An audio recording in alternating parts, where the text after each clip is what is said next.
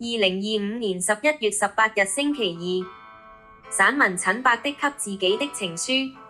陳伯推着空車走在彌敦道上，街燈將他的影子拉成細長的嘆息。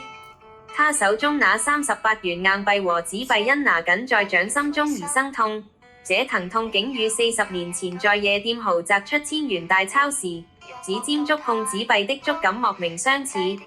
只是當年那輕飄飄的揮霍歲月，如今都沉甸甸地壓在他暮年的肩膀上。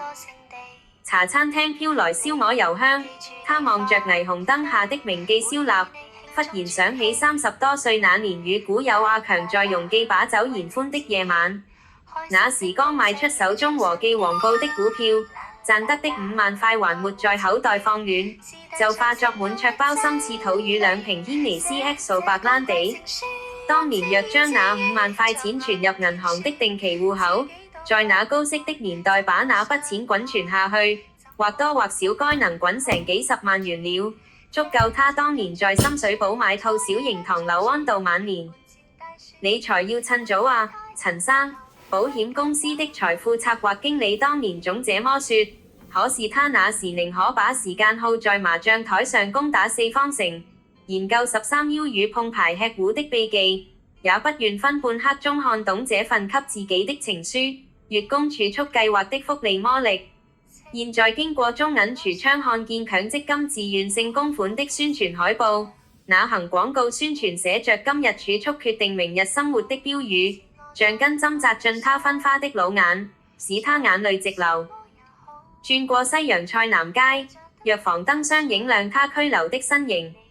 他想起3年前咳嗽不止，只能買最便宜的枇杷膏止咳。若當年像樓下雜貨店張嬸那樣，每月固定撥500塊買醫療保險，現在又何至於連看私家醫生都要猶豫再三。張嬸去年中風，靠着早年買的危疾保險住進私家醫院，兒子還能用他教育基金帳戶裏的錢繼續讀大學。通菜街的當鋪亮着昏黃色的燈，鐵閘縫隙裏飄出陳舊的樟腦氣味，這味道讓他想起某年的一個雨天，他拿錢去買2隻勞力士金錶來炫耀，也不願意把那些錢拿去買黃金保值，因為黃金只能藏起來，不能在眾人面前炫耀。在那時買下黃金或許還能對抗那些年的通貨膨脹。就像街口賣碗仔翅的春姐，20年來固定將盈利的30%來做定期存款。早幾年他竟在北角買了一套300多尺的房子。夜風吹過維港，帶來渡輪的汽笛聲。他停在關了大門的恒生銀行前，玻璃幕牆倒映着天上殘月。他忽然明白這座城市永遠是在演算着2種算式，一種是霓虹燈下及時行樂的資產刪減法，另一種是克勤克儉細水長流的資產增值法。他當年曾在灣仔酒吧街的威士忌裏參與了揮霍的資產刪減法，如今卻在紙皮的斤兩間爭着參與最後的資產增值法。便利店門口的電視機正播放着理財節目，專家說着722法則，現在每月儲7200元，20年後可得100萬元了。他用手指計算，若是在40年前每月省下2場夜總會的消費，現在該能悠閒地在太古城中心喝下午茶了。雨水忽然落下，打濕了空蕩蕩的鐵皮車。陳伯在唐樓檐下避雨，望着對面恒生銀行的電子屏顯示着恒生指數。那些跳動的數字曾經與他無關，此刻卻像年輕時錯過的情書，每個數字都寫滿遲來的頓悟。如果當年懂得將賭馬的資金和花在母女身上的金錢轉作月供儲蓄計劃來做，如果，但是世上又有那麼多的如果嗎？光陰一去已不復返了。雨絲中走來推着嬰兒車的年輕夫婦，妻子正輕聲說：BB 的利是錢已存進教育基金啦。這句話像把鑰匙，突然打開陳伯記憶裏某個潮濕的角落。他想起兒子滿月時收的10萬塊利是錢，若按334的原則分配在不同的理財工具上，例如股票、債券和儲蓄保險上，現在該長成一棵豐盛的大樹了。可是人生沒有如果，當最後一滴乳珠從鹽角墜落，他拖着長長的身影推車轉進深水埗的巷尾，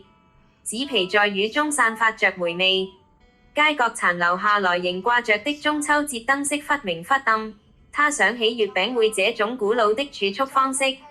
其實理財概念從來不需要什麼驚天動地的動作，只是養成一種習慣。就像這座城市教給人們的茶餐廳阿姐會用八達通自動增值功能來限制消費，的士司機懂得用油卡回贈來變相增加收入，連廟街的攤販都明白要將每日首單收入存入儲蓄帳戶內。在即將打烊的麥當勞門口，陳伯拾起被雨水泡軟的紙箱。這座曾經教會世界獅子山下精神的城市，其實早已將理財智慧藏在日常的縫隙裏。就像他手中濕透的紙皮，若在清晨送往回收場，每公斤就能多賣2毫。這何嘗不是另一種擇時投資的智慧嗎？子夜的鐘聲響起，陳伯將最後一疊紙皮捆好。這城市永遠在提醒每個迷失的靈魂。當澳洲牛奶公司的炒蛋依然飄香，當天星小輪依舊橫渡維港，總有人正在用今日的克制來交換明日的鬆容。而他在人生的尾站終於讀懂，理財從來不是對現在的自己時刻斤斤計較，而是對未來自己最溫柔的供養。遠處的 IFC 大樓如巨型燈塔，在照射着黑夜的方向。他忽然懊悔地笑了起來。原來他這輩子最該收藏的紙製品，從來不是這些瓦通紙板，而是如果他願意在那張40年前沒肯簽署的定期儲蓄計劃申請表上，許下對未來的自己一個承諾，現在的情況就完全不一樣了。他老淚如雨下，悔不當初沒好好讀懂那份給自己的情書，因為世事再沒有那麼多如果了。全篇文章配樂給自己的情書。